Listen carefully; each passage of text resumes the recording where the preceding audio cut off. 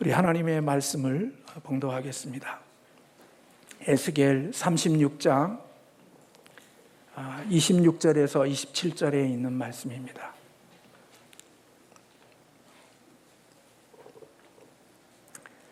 에스겔 36장 26절에서 27절에 있는 말씀입니다. 우리 함께 합독하겠습니다.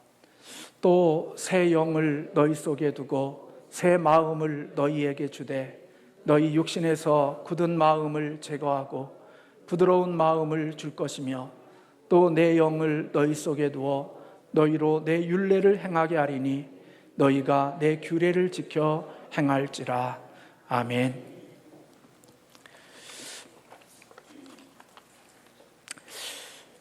오늘 새 영, 새 마음으로 우리가 이런 제목으로 하나님의 말씀을 함께 나눌 때 하나님께서 저와 여러분의 마음속에 큰 은혜를 허락해 주실 줄로 믿습니다. 아담의 후손으로 태어난 모든 사람들은 죄인입니다. 세상 사람들은 죄인이라고 그러면 굉장히 싫어하지만 성경은 우리 모두를 죄인이라고 그렇게 말합니다. 죄인들이 살아가는 삶의 방식은 하나님을 거역하고 그리고 하나님을 대적하는 삶을 살아가지요. 에베소서 2장 1절의 말씀에 보면 구원받기 이전의 모든 사람들의 모습을 허물과 죄로 죽었다라고 그렇게 선언하고 있습니다. 우리가 허물과 죄로 죽은 사람들의 마음은 우리의 어둠의 마음이 되어져서 의를 행하지 못하게 하고 하나님이 기뻐하시는 일들을 행하지 않고 불의를 행하는 일로 우리를 사망의 자리에 이끌게 합니다. 죽은 영혼들이 살아가는 방식은 사도 바울이 갈라디아서 5장에 말씀한 대로 육체의 소욕은 끊임없이 하나님의 영을 거역하고 하나님이 원하시는 삶을 살지 못하게 한다, 그렇게 성경은 말씀하고 있습니다. 이 부분에 대해서 A.W. 토저는 천국에서는 100만 년, 수천만 년이 흘러가도 천사와 또 천사의 의지와 하나님의 의지는 서로 충돌이 일어나지 않지만 이 땅에서 살아가는 사람들의 모습은 육체의 소욕은 끊임없이 하나님의 뜻을 거역하고 성령의 소욕을 거스리며 언제나 적대적인 관계 속에 살아가고 있다, 그렇게 보았습니다. 그러므로 육체의 소욕을 따라서 살아가는 사람, 육신의 생명으로 살아가는 사람은 절대로 하나님을 기쁘시게 할 수 없고 하나님께 영광을 돌릴 수가 없습니다. 하나님을 기쁘시게 하려고 하면 육체의 소욕, 육체의 생명, 육체의 마음이 아닌 새 생명과 새 마음이 우리 안에 있지 않으면 우리는 결코 하나님을 기쁘시게 하거나 하나님을 영화롭게 할 수 없습니다. 하나님은 타락하여 죄인 되어진 우리들 속에 하나님의 거룩한 자녀들을 예정하시고 선택하시고 그리고 그 하나님의 자녀들이 이 땅을 살아갈 때 하나님을 기쁘시게 하며 하나님께 영광을 돌리며 살아가기를 원하시죠. 그런데 죄인 되어진 우리들은 결코 하나님을 기쁘시게 할 수 없기 때문에 하나님을 기쁘시게 하고 하나님을 영화롭게 하는 삶을 살게 하시기 위해서 하나님께서 구원받은 자들 속에 하나님이 새 영과 새 마음을 주시겠다고 하나님이 예언해 놓으셨고 약속해 놓으셨던 것을 볼 수 있습니다. 오늘 그 예언의 말씀이 오늘 본문 에스겔 36장 26절과 27절에 있는 말씀 속에 기록되어져 있습니다. 또 새 영이 너희 속에, 새 영을 너희 속에 두고 새 마음을 너희에게 주되 너희 육신에서 굳은 마음을 제거하고 부드러운 마음을 줄 것이며 또 내 영을 너희 속에 두어 너희로 내 율례를 행하게 하리니 너희가 내 규례를 지켜 행할지라고 에스겔 선지자는 장차 하나님께서 하나님의 백성들의 마음속에 거룩한 영을 보내어 주시고 그들에게 새 마음을 갖게 하시겠다고 예언해 놓으셨습니다. 에스겔이 예언해 놓은 새 영이라는 것은 여러분들이 잘 아는 대로 성령님을 가리킵니다.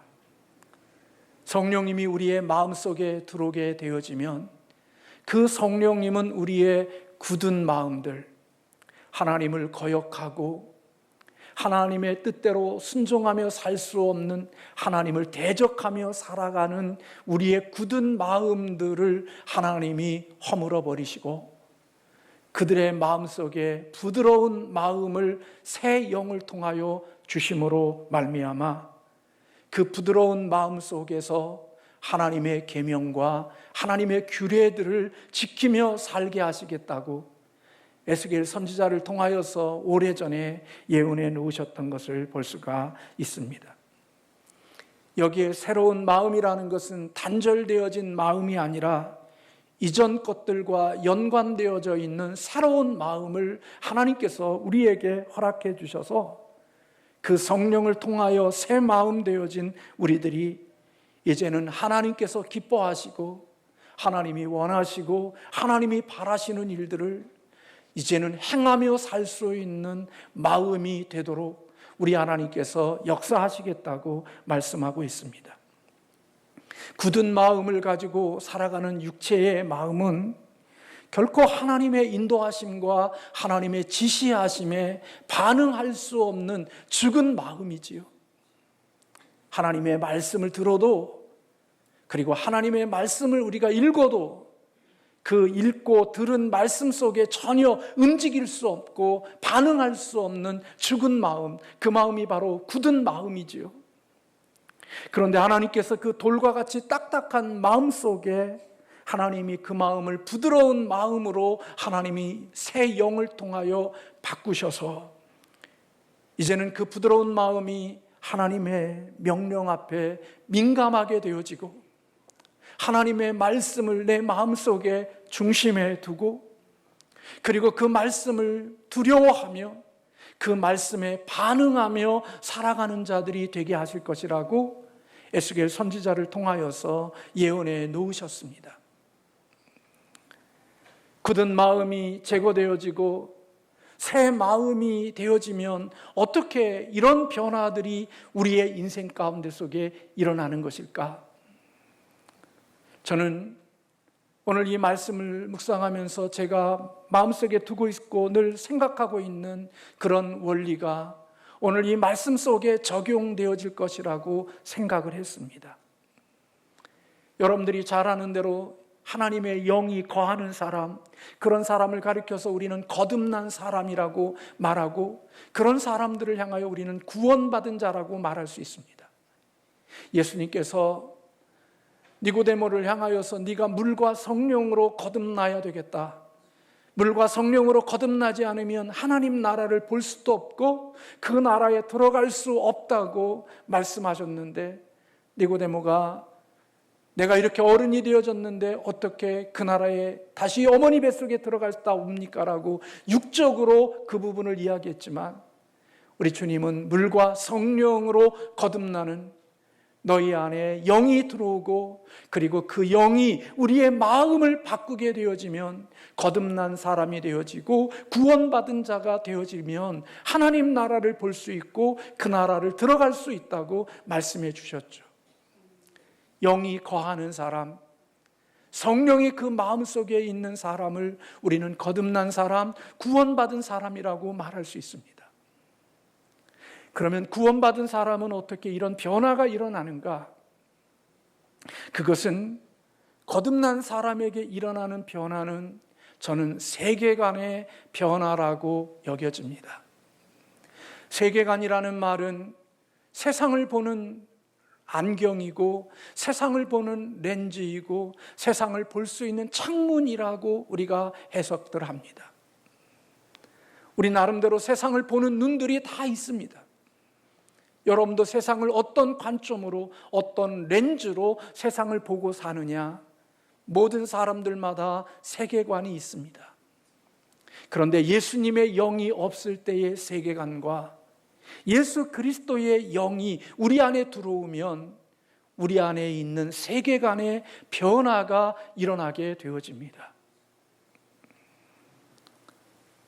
세계관의 변화는 단순히 그가 세상을 보는 눈만이 바뀌어지는 게 아니라, 세상을 보는 렌즈만이 바뀌는 것이 아니라 그 세계관이 변화되어졌기에 그의 가치도 변화되어지고, 그 가치가 변화되어졌기 때문에 결국 그가 살아가는 삶의 행동도 바뀌어지는 일들이 있게 되어집니다. 한번 그림을 제가 좀 보내달라고 그랬는데, 네, 그렇습니다. 저렇게 우리의 세계관, 예수 그리스도의 생명이 우리 안에 들어오고 주의 영이 우리 안에 들어오게 되면 우리가 세상을 보는 관점이 달라집니다. 세상은 어떻게 시작이 되어졌는지, 그리고 이 세상이 왜 이렇게 망가졌는지, 왜 이 세상에 이렇게 어둡고 슬프고 아픈 일들이 많이 있는지, 그리고 이렇게 망가진 세상이 어떻게 다시 회복되고 치유될 수 있는지, 그리고 그 방법이 무엇인지, 그리고 회복이 되어지면 어떤 결과를 낳을 수 있는지.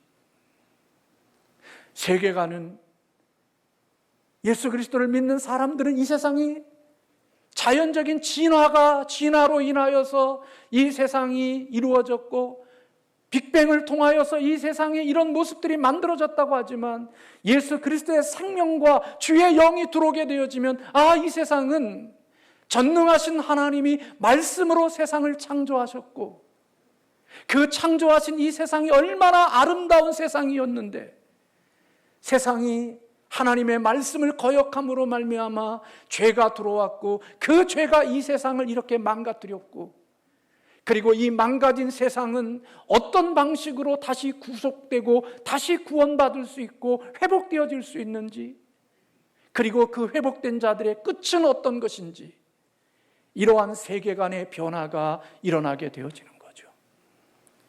이런 세계관의 변화가 일어나면 이제까지 그가 가치관으로 소중하게 여겼고 가치 있게 여겼던 것들이 변화되어지는 역사가 있게 되어지죠.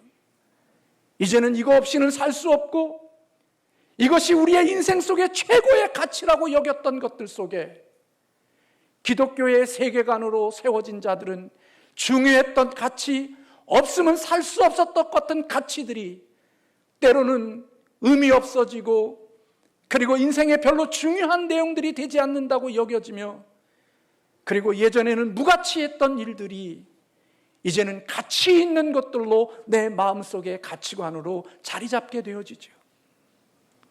그런 가치의 변화가 내 행동을 바꾸고 내 살아가는 삶의 모습을 바꾸는 자들이 되어져서, 결국은 주의 영이 거하는 자들에게서부터 마음의 변화로 시작되어 이것이 결국 우리의 인생의 삶을 바꾸는 일들이 일어나게 되어지도록 되어 있다는 겁니다. 예수 그리스도의 영이 있으면, 그리스도의 영이 없을 때에는 하나님의 말씀 앞에 조금도 움직이지 않고 반응하지 않고 활동하지 않았던 그 마음이, 주의 영이 그 안에 거하기 시작하면, 하나님의 말씀이 내 안에 들어오게 되어지면 마치 죽은 감각이, 없었던 센스가 다시 살아나는 것처럼 죽었던 감각이 살아나게 되어지고, 움직이지 않았던 그런 부분들이 다시 회복이 되어서 움직이기를 시작하죠. 예수 그리스도의 생명이 없을 때에는 오직 세상 소리에 귀 기울이고 세상 소리에 민감하고 세상의 모든 것들이 집중되어져 있던 나의 감각들이 세상에 대해서는 무감각해져 가고, 오히려 하나님의 말씀에 하나님이 귀히 여기시는 가치들에 대하여 내 영혼과 내 마음이 움직이기 시작하게 되어지는 놀라운 변화가 일어나게 되어진다는 것입니다. 바울은 빌립보서 2장 5절에서 너희 안에 이 마음을 품으라 곧 그리스도 예수의 마음이니라고 말씀했죠. 이번 금요일에 이 말씀을 드리면서 왜 우리가 그리스도의 마음을 가지고 살아야 되는지에 대한 부분들을 말씀을 드렸습니다. 여러분, 하나님의 그리스도의 마음, 주님의 마음을 품고 살아가는 것은 결코 예수 그리스도의 영, 하나님의 영이 없이는 결코 그리스도의 마음을 품을 수가 없습니다. 그리스도의 마음은 교육으로 세상에 있는 철학을 배우고 인문학을 배우고 역사와 문화와 철학을 배우는 문사철을 통하여서 우리의 마음이 그리스도의 마음으로 바뀌어지지 않습니다. 철학 박사 학위를 몇 개 가지고 있다 할지라도 그리스도의 마음이 우리의 마음속에 품어지는 것은 결코 교육이나 배움이나 그 어떤 학문으로 우리의 마음속에 심겨질 수 있는 것들이 아닙니다. 그리스도의 마음을 품을 수 있는 것은 오직 주의 영이 그 안에 거할 때에만 그리스도의 마음이 품어지는 것입니다. 그런데 여러분, 왜 성령은 우리에게 그리스도의 마음을 갖게 하시면 저와 여러분들이 생각할 때 그리스도의 마음을 품고 살면 이 세상의 영광과 부귀와 축복과 능력을 누리며 살아갈 것으로 생각하죠? 그리스도의 마음을 품고 살면 이 세상의 멋진 인생들로만 우리의 인생이 펼쳐질 것처럼 생각하죠. 그리스도의 마음을 품으면 이 세상에 없었던 것들이 있게 되고 가지지 못했던 것들을 가지게 되며 누리지 못했던 명예와 영광들을 누리게 될 것이라고 생각하고 살지요. 근데 여러분, 왜 성령이 우리에게 거하셔야만 하나님의 규례와 말씀 앞에 우리가 감각하고 움직이고 반응할 수 있는 자가 되어지느냐? 그것은 하나님의 규례와 하나님의 말씀의 특징 때문에 그렇습니다.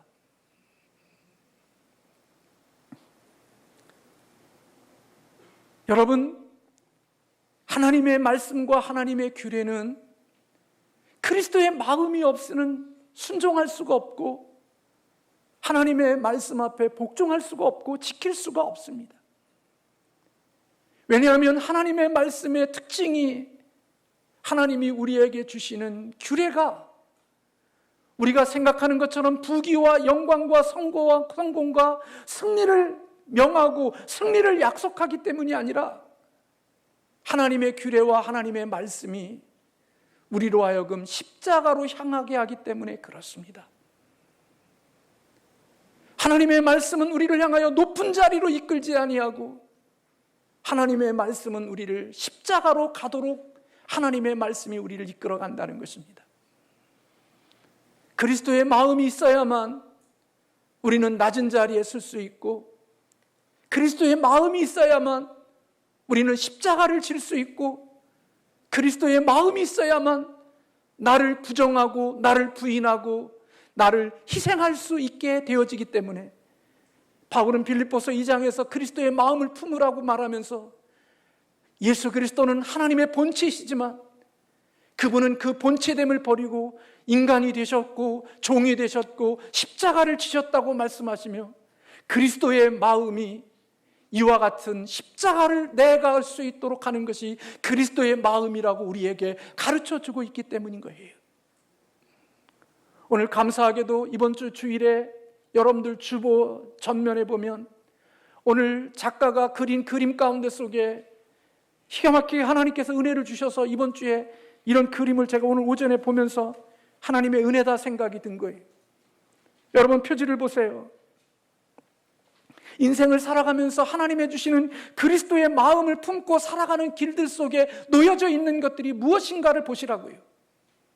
성공, 부귀, 형통, 잘됨, 자녀들의 좋은 대학, 건강, 그런 것들이 거기에 기록되어져 있나요? 그리스도의 마음을 품고 가는 그 길들 속에 용서, 사랑, 기다림, 이런 단어들은 결코 우리로 하여금 이 말씀을 순종하려고 하면 나를 포기해야 되고 나를 부인해야 되고 나를 십자가에 못 박아야 되고 나의 희생이 없이는 결코 이러한 삶들이 이루어질 수가 없는 단어들이죠. 누군가를 사랑한다는 것, 누군가를 용서한다는 것, 누군가를 기다려준다는 것, 그것은 자기 포기와 자기 희생과 자기 양보와 자기 죽음이 없이는 결코 이러한 말씀들을 지킬 수도 없고 실천할 수도 없죠. 용서 대신에 원수 갚는 일이 바쁘고, 기다려주는 것 대신에 조급함이 있고, 사랑하는 것 때문에 미워하는 삶을 살지, 우리의 굳은 마음 속에서는 결코 이러한 마음들이 나오지 않죠. 누군가를 위하여 기다리는 시간에 그 기다림이 얼마나 아픈데요. 그 기다리는 시간이 얼마나 쓰라린데요. 탕자의 아버지가 탕자를 기다리며 그 오랜 시간 기다릴 때 그 아버지의 마음이 얼마나 아팠을까요? 여러분, 큰아들이 얼마나 못된 아들인지는 그 아버지의 첫째 아들이 그 아버지의 마음을 모르고 아들이 돌아왔을 때 아들을 비난했던 그것은 첫째 아들이 아버지의 마음을 몰랐다는 사실을 알아주는 거예요. 만약에 그 아버지의 마음을 알았다면 첫째 아들이 집 뛰쳐나가서 둘째를 찾아오는 게 아버지의 마음을 아는 자의 아들이었을 거예요. 기다림의 시간이라는 게 얼마나 아픈 건데요. 저나 여러분이 여기까지 오는 동안 그냥 온 것 같아요. 담임 목사를 생각해 보면 주님이 무척이나 기다려준 거예요. 눈물 흘리며 아파하며 저래서는 안 되는데, 저렇게 하면 안 되는데, 저렇게 해서는 안 되는데 하는 수없이 아파하는 마음을 가지고 그 아픈 마음으로 기다려주기에 여전히 모자라고 부족함이 있지만 여기까지 올 수 있었던 거죠.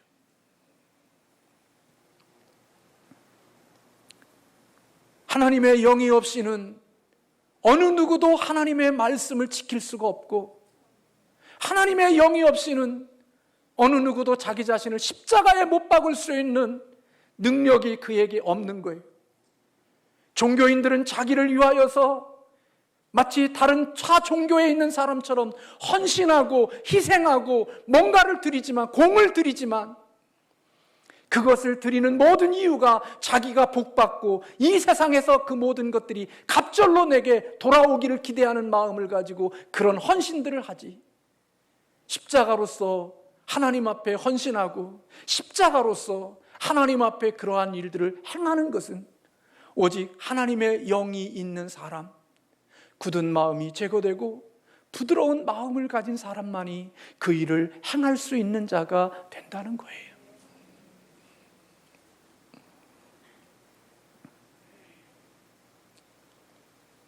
용서한다. 자기 희생이 없이 어떻게 용서가 됩니까? 자기 권리와 자기의 몫과 자기가 차지해야 될 권한을 다 챙기면서 어떻게 용서가 되겠습니까? 용서에는 자기 희생이 있는 거고 자기 죽음이 있는 거고 십자가가 있기에 용서가 되는 거지요. 호세아 선지자가 자기의 그 간음한 여인을 용서할 때 하나님의 마음을 알았고, 하나님이 어떤 마음으로 이스라엘 백성들을 사랑하시는지를, 간음한 여인을, 자기 아내를 다시 데려오는 그런 과정을 통하여서 하나님의 마음이 이해되어진 거죠. 희생이 없이, 자기 양보가 없이 어떻게 용서가 될 수 있겠습니까? 그래서 하나님의 규례와 법은 굳어진 육신의 마음의 법으로는 지킬 수가 없는 겁니다. 오직 하나님의 영, 성령이 우리 안에 들어오셔서 그 영이 우리의 마음에 새 마음을 주셔야만 우리는 하나님의 규례에 반응할 수 있는 자가 된다는 거죠. 인간이라는 존재는 너나 없이 영원토록 이기적이고 탐욕스럽고 게으르고 기위주의적이고 비열하지요. 한마디로 우리 인간은 더욱다 다 죄덩어리입니다. 사람을 만나도 나에게 이익이 되는 사람들만 골라서 만나고, 평생에 살면서 교제권을 가질 때 누군가 내가 짐이 되어지는 사람과 함께 교제권을 갖기보다는 항상 나에게 도움을 주는 사람과 평생의 교제권을 가지며 살았지, 내가 누군가에게 짐이 되어지는 사람과 교제권을 가지려고 하지 않는 모습이 우리 인간의 마음속에 있는 겁니다. 그래서 세상을 많은 관계를 맺으면서 살아가지만 어떤 사람의 인간관계는 평생에 살면서 자신에게 이성으로 뭔가 판단되어질 때 자신에게 도움을 줄 수 있는 사람, 내게 이익을 줄 수 있는 사람과 항상 관계를 맺고 그와 함께 연결고리를 갖다가 그런 고리가 안 될 것 같으면 그 관계가 끊어지면 또 다른 사람의 관계를 맺을 때 내게 도움을 줄 수 있는 사람과의 관계를 또 맺죠. 근데 어떤 사람은 능력도 없고 실력도 없고 힘도 없음에도 늘 관계를 맺을 때 계산적이고 이타적이고 타삭적인 그런 생각을 가지고 관계를 맺는 게 아니라 놀랍게도 관계를 맺을 때 항상 자기 주변에는 짐이 되는 사람들, 뭔가 도움을 줘야 되는 사람들, 뭔가를 희생해야 되는 사람들이 그 곁에 있게 되어지는 사람도 있죠. 근데 그 사람과의 관계를 끊지 않고 여전히 그 사람과의 관계가 유지되어지는 사람을 놓고 보면 그것은 바로 그 사람의 인격이 아니라 그 안에 그리스도의 영이 그의 마음을 부드럽게 했기에 그런 힘들고 어려운 십자가를 지면서도 그 십자가의 삶을 견디면서 살아가는 자가 되어지는 거죠. 하나님의 은혜고 성령의 능력인 거지요. 우리는 주님이 우리에게 주신 계명인 하나님 사랑과 이웃 사랑하라는 이 계명을 우리의 힘으로는 지킬 수가 없습니다. 진리의 말씀에 순종하며 살 수가 없습니다. 성령이 계신 사람, 우리의 마음에 주의 마음으로 변화가 되어진 사람들만이 그런 삶을 살아갈 수 있죠. 세상 사람들은 그런 관계 속에서 어떻게 사냐? 그래도 그 사람은 그렇게 말하는 사람보다 100배가 힘들고 어려운 관계 속에서도 놀랍게도 그 짐을 지면서도 삶을 살아가는 그것은 하나님의 영이 그의 마음에 임하고 역사하고 다스리고 있기 때문에 그런 삶의 열매가 맺어진다고 하는 사실입니다. 예수님은 제자들에게 예루살렘을 떠나지 말고 성령이 너희에게 임할 때까지 기다리라고 말씀했습니다. 방언을 말하고 서로 사랑하고 물건을 나누며 초대교회의 아름다운 삶을 살 수 있었다는 것, 성령이 부어진 결과였지요. 작은 계집종 앞에서도 예수님을 모른다고 두려워하고 무서워했던 제자가 자기의 생명을 좌우할 수 있는 권세자들 앞에서 예수 그리스도의 십자가와 그리스도의 복음을 전하는 담대한 사람으로 변화되어진 것은 베드로가 새로운 사람이 된 게 아니라 베드로 안에 성령님의 역사가 그의 마음을 흔들었기에 그와 같은 변화의 열매를 맺게 하신 줄로 믿습니다. 최고의 권력자 앞에서도 두려워하지 않고 용기 있는 사람이 되어졌고 주님의 분도하신 것을 담대하게 전할 수 있는 능력자가 되어진 거죠.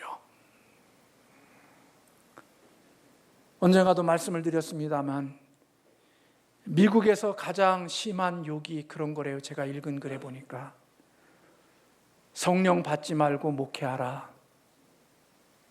그게 가장 심한 욕이래요.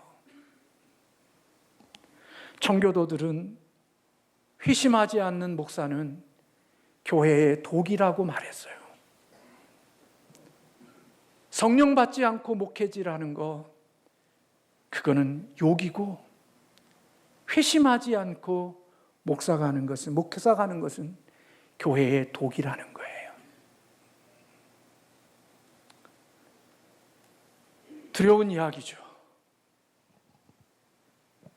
저는 우연히 어느 젊은 목회자의 설교를 들었습니다. 그 교회는 제가 방송으로 들었기에, 유튜브로 들었기에 그 교회는 상가에 있는 교회인 것 같고 교회의 크기는 어떤지는 제가 몰라요. 단지 그 목사님의 설교만을 듣다가 제 마음속에 큰 은혜가 되어졌어요. 그는 목회자가 되어 전도사가 되어진 다음부터 많이 생각했던 게 죽음을 생각했대요. 나는 선조들처럼 그런 고난이 오고 어려움이 오면 나는 그 고난과 어려움 속에서도 내 믿음을 지킬 수 있을까? 전도사로 임직받은 그때부터 오랜 시간 동안 죽음을 생각하며 왔대요. 그리고 요즘은 순교에 대한 생각을 많이 하고 있다고 그래요.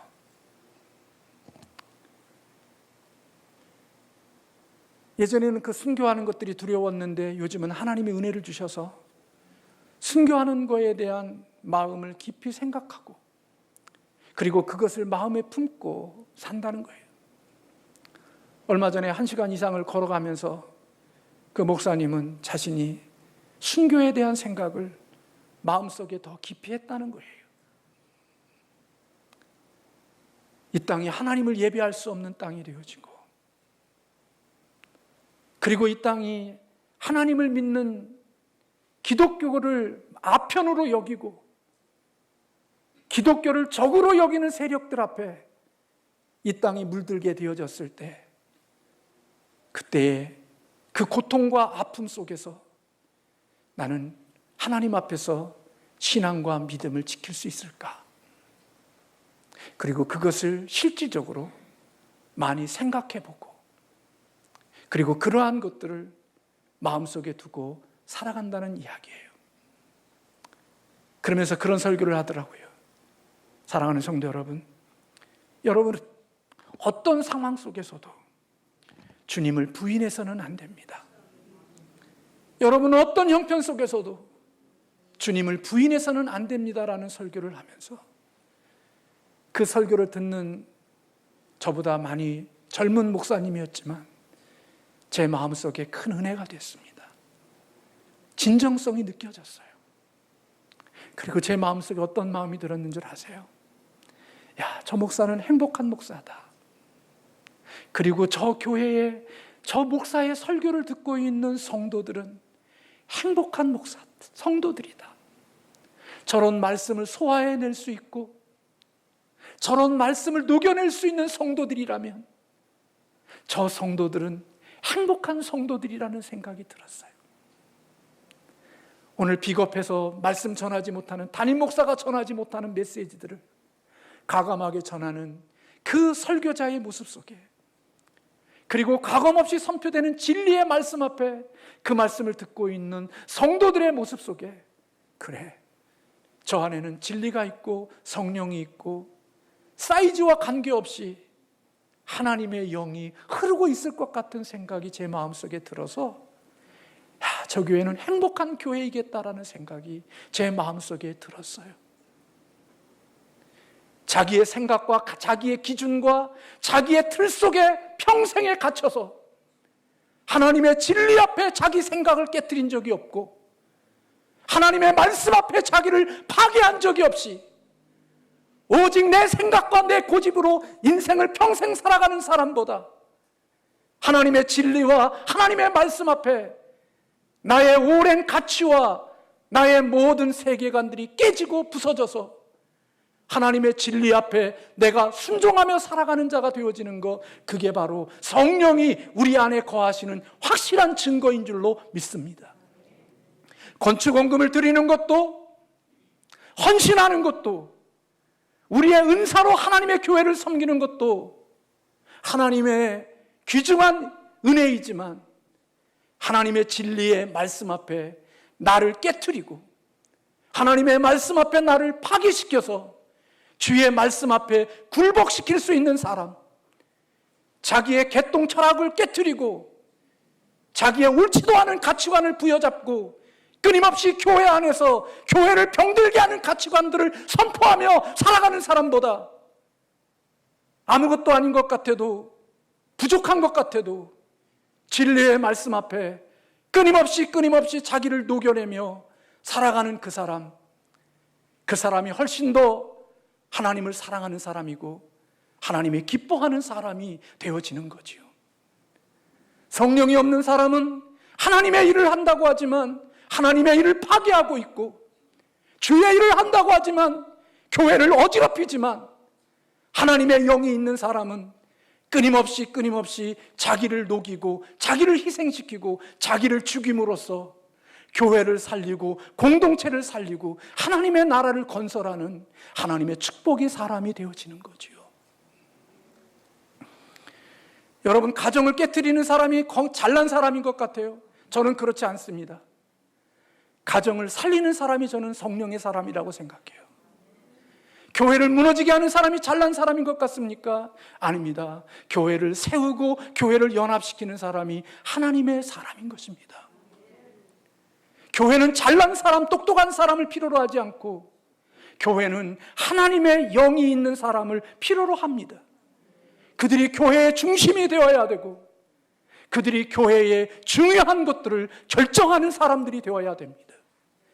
왜? 그래야 하나님의 뜻이 이루어지고 하나님의 가치관이 이루어져서 지금은 어리석고 미련하게 보여도 시간이 지나면 하나님의 영광이 나타나기 때문입니다. 육신의 본성을 가지고 살아가는 사람은 지금은 멋진 것 같아도 시간이 지나면 아무것도 없습니다. 공허하고 보잘것없고 부질없는 것들이 되어져 버리고 말지요. 새 영과 새 마음을 왜 주시는지, 여러분이 이 마음을 가지고 살면 십자가를 져야 된다는 것, 희생해야 된다는 것, 자기를 부인해야 된다는 것. 그런데 여러분, 하나님이 그 과정을 거치면 부활의 승리의 영광을 그에게 주십니다. 천국을 선물로 주시고 영원한 하나님의 나라를 그에게 안겨주시는 줄로 믿습니다. 이 세상에서 누리지 못한 것 우리 주님께서 갚아주시고, 이 세상에서 경험하지 못한 것들을 하나님이 경험케 하시는 은혜를 하나님이 주시는 거지요. 하나님은 그 일을 위하여서 오늘 우리에게 새 영을 주시고 새 마음을 주시겠다고 약속하셨습니다. 믿음을 가졌다고 하면서 신앙생활 잘하기 위해서 나는 이런 결정을 했다고 하면서도 돌이켜보면 자기의 편리함과 자기 유익과 자기 만족을 위하여 결정했음에도 우리는 그게 하나님의 영광을 위해서 했다고 생각하고 살아갈 때들이 많습니다.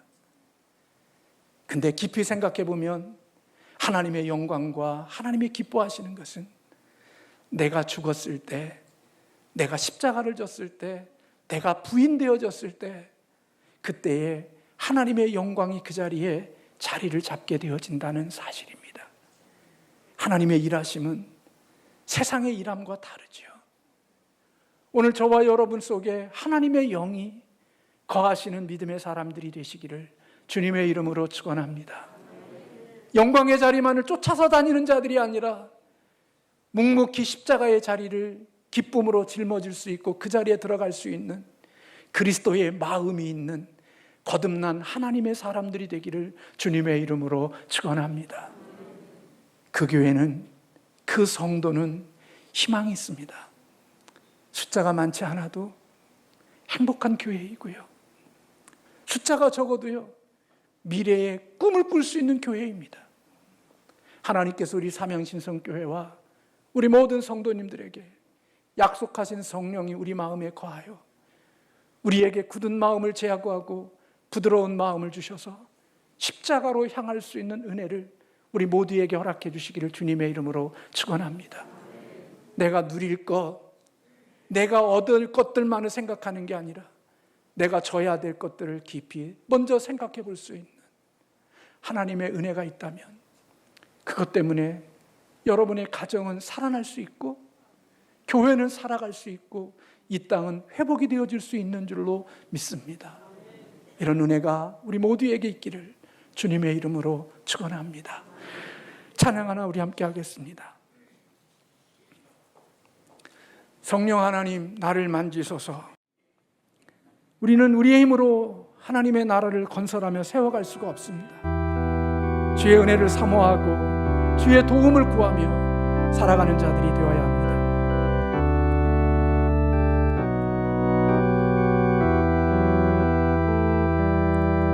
성령 하나님, 나를 만지소서. 상하고 깨어져 지친 나를 새롭게 하소서. 성령의 바람 시들은 내 영 살리소서. 성령 하나님, 이 땅 고치소서. 죄악의 어둠 속 헤매는 우리 태워주소서. 성령의 불로 세상 헛된 맘 태우소서.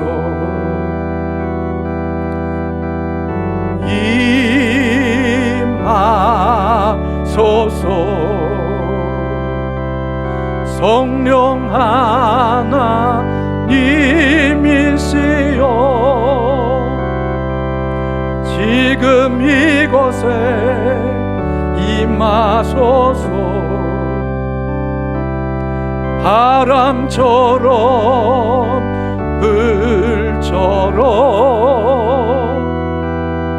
성령이여 임하소서. 우리 함께 기도하십시다. 하나님, 우리 안에 서행의 영을 부어주시고 이미 부어진 새 영이 있다면 그 영이 우리를 충만하게 하셔서 그 영으로 하나님의 규례와 하나님의 법칙을 지킬 수 살게 하시고, 하나님의 규례가 우리로 하여금 희생과 자기 부인과 자기 부정과 십자가의 길로 우리를 가게 하지만 하나님의 영으로 그 길을 걸어가게 하셔서 하나님, 우리로 인하여 가정이 살게 하시고 교회가 살게 하시고 이 민족이 살게 하여 주시옵소서. 하나님, 이 땅을 축복하여 주시고 우리로 하여금 작은 씨가 되게 하셔서 이 나라에 하나님의 나라가 세워질 수 있는 축복의 나라가 되게 해달라고 우리 하나님 앞에 한번 1분 동안 합심하여 기도합시다. 하나님 아버지,